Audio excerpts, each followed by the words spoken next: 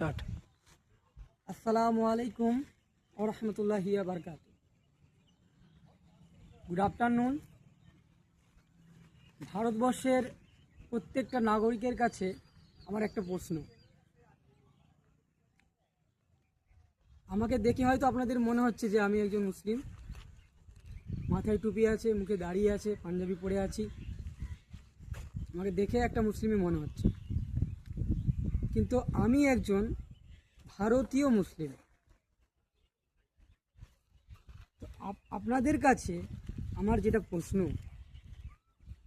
যে আদেও কি ভারতবর্ষে সংবিধানটা, যেটা ডক্টর A.B. আম্বেদকর যেটা লিখে গিয়েছিলেন, সেই সংবিধানের পরিপূর্ণ কার্যক্রম বাস্তবায়িত হচ্ছে কি আদেও?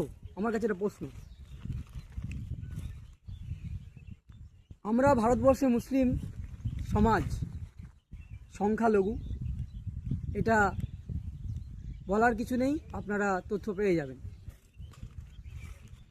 আমরা যত পার্সেন্টেজ থাকি না কেন, মুসলিম ছাড়া শিখ, বৌদ্ধ, জৈন, খ্রিস্টান সকলেই এই ভারতবর্ষে বসবাস করছে। কিন্তু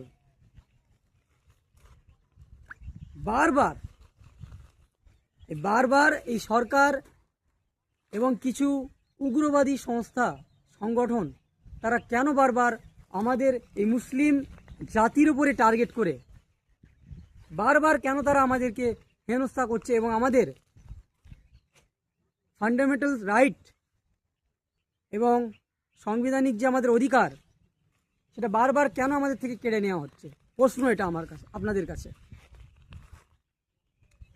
আমি বহু ঘটনা দেখছি সোশ্যাল মিডিয়ায় এবং বিভিন্ন প্ল্যাটফর্মের মাধ্যমে। আমার বহু ঘটনা আমার মধ্যে, মানে কি বলবো, সোশ্যাল মিডিয়া আপলোড করা হচ্ছে এবং আমি দেখতে পাচ্ছি, এবং সেটা যখন আমি এটা গবেষণা করছি জানতে পারছি যে বিষয়টা সম্পূর্ণ সত্য ঘটনা।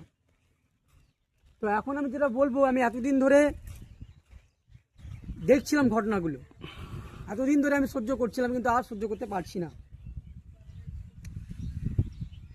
আমাদের নবীর নামে গালাগালি করা হচ্ছে, কখনো আমাদের মসজিদ ভেঙে দেওয়া হচ্ছে, কখনো মাদ্রাসা ভেঙে দেওয়া হচ্ছে, কখনো কবরস্থান দখল করা হচ্ছে, হ্যাঁ, কখনো দাড়িওয়ালা মানুষ দেখলে তাকে চড় থাপ্পড় মেরে জয় শ্রীরাম বলানো হচ্ছে। গোটা ভারতবর্ষে বিভিন্ন ধরনের ঘটনা ঘটে যাচ্ছে। এটা হয়তো আপনারা সোশ্যাল মিডিয়ার মাধ্যমে দেখতে পাচ্ছেন বা সরাসরিও দেখেছেন। তো আমার কাছে প্রশ্ন এটাই, বিগত কয়েকদিন আগে মহারাষ্ট্রের কল্যাণ শহর, এবং এটা একটি ফার্মেসি কলেজ,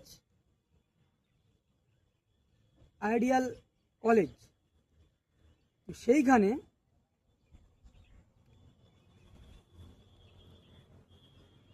একুশে নভেম্বর ফার্মেসি বিভাগের কয়েকজন ছাত্র একটি ফাঁকা ক্লাসরুমে নামাজ পড়ছিলেন। এই ঘটনার ভিডিও ভাইরাল হয় এবং হেনস্থা ও ক্ষমা চাওয়া, তাদেরকে চাইতে বাধ্য করা হয় আর কি। কয়েকটি স্থানীয় হিন্দুত্ববাদী সংগঠন যেমন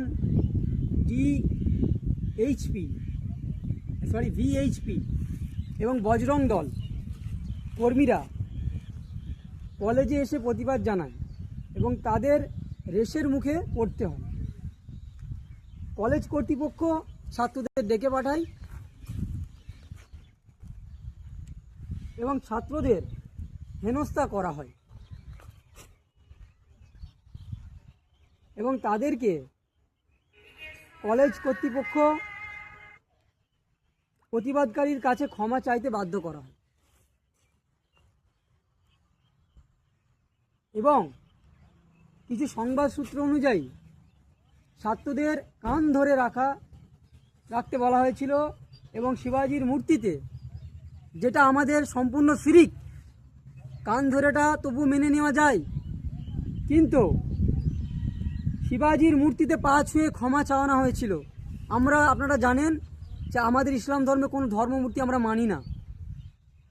আমরা যে ঈশ্বরের বা যে আল্লাহর আরাধনা করি বা তার ধ্যান করি বা যাই করি বলুন না কেন, তিনি নিরাকার এবং আমরা মূর্তি পূজা মানি না, আপনারা এটা জানেন। সেই জায়গায় দাঁড়িয়ে তাদের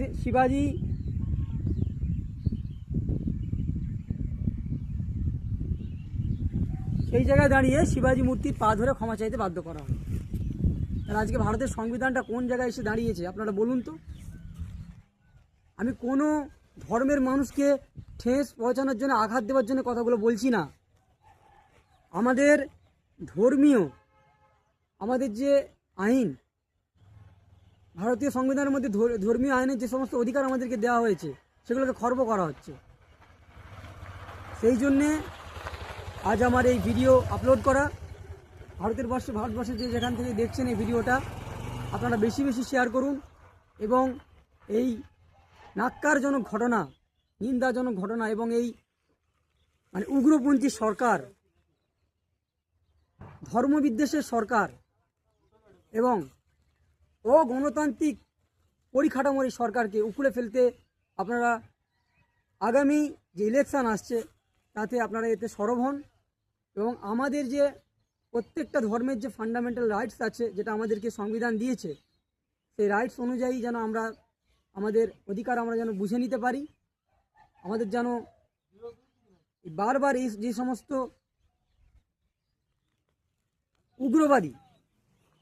উগ্রবাদী সংগঠনগুলো বারবার আঘাত করছে, এই আঘাতের ভিত্তিতে তাদেরকে যেন কঠোর থেকে কঠোরতম ব্যবস্থা প্রশাসন নেয় এবং ভারতের আইন, ভারতের সংবিধান জিন্দাবাদ এবং তাকে যথেষ্ট শ্রদ্ধা করে আমাদের মানুষ, আর আমিও করি অবশ্যই।